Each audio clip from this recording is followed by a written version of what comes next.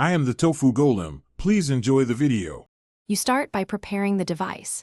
Make sure Play Store and Play services are updated so you work from the same baseline.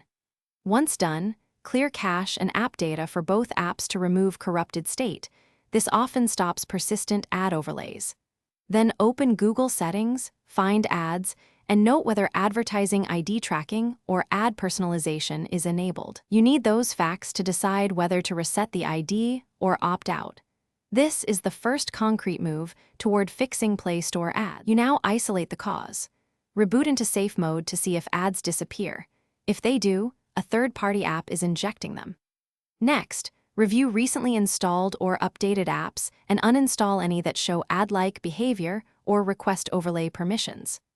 Once removed, reset your advertising ID in Google Settings and opt out of ad personalization to clear any target signals that the Play Store or other apps might be using. Make sure to restart normally and recheck Play Store behavior.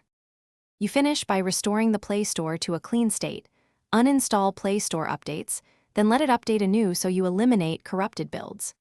Check Play Protect and Scan for harmful apps, and revoke drawover, notification, and background data permissions from any remaining suspects.